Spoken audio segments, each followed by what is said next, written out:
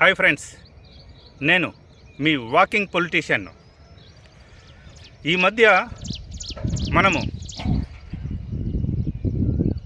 రాజకీయ నాయకుల మీద, అంటే ఇంతకుముందు ప్రభుత్వాలను ఏర్పాటు చేసిన రాజకీయ నాయకుల మీద స్కామ్ల విషయంలో కమిషన్లను ఏర్పాటు చేస్తున్నారు.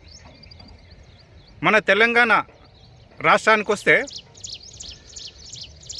గత 10 సంవత్సరాలు ప్రభుత్వాన్ని ఏర్పాటు చేసి పరిపాలనను అందించిన బీఆర్ఎస్ పార్టీ నాయకుల మీద జస్టిస్ నరసింహారెడ్డి కమిషన్ అని, జస్టిస్ పిసి ఘోష్ కమిషన్ అని, ఇంకొకటి గొర్రెల స్కామ్ అట. మనం ఇంతకుముందు దానా స్కామ్ విన్నాం.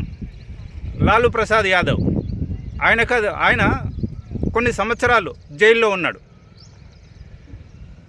అది ప్రూవ్ అయింది. ఇప్పుడు కూడాను గొర్రెల స్కామ్ ప్రూవ్ అవుతుంది. ఎందుకంటే వీళ్ళు మనుషులను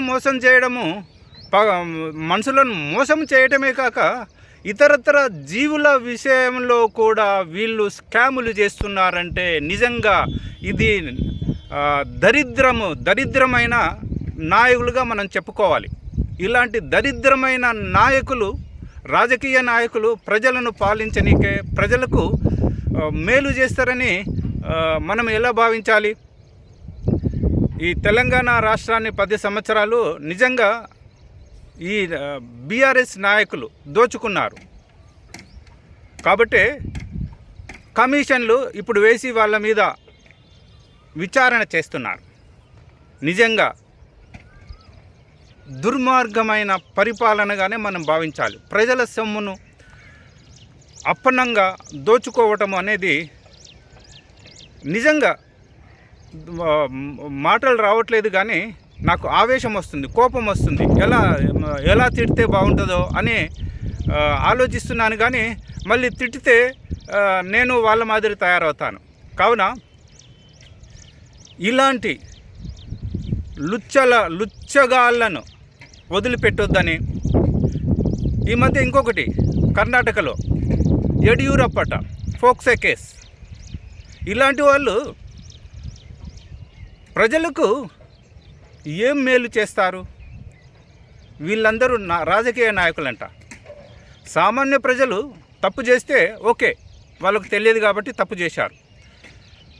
సమాజానికి నీతివంతమైన, ఆదర్శవంతమైన, న్యాయబద్ధమైన, ధర్మబద్ధమైన జీవితాన్ని ఇస్తామని చెప్పి వచ్చి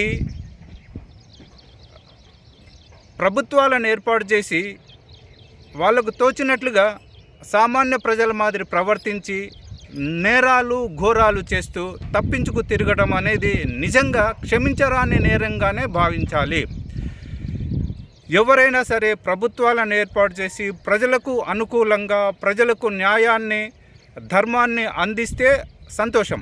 కానీ ప్రభుత్వాలను ఏర్పాటు చేసి శారీరక సుఖం కోసము, వ్యసనాల కోసము, అహంకారంతో, అసూయతో, వాంఛలతో నడుచుకోవడం అనేదే క్షమించరాని నేరము.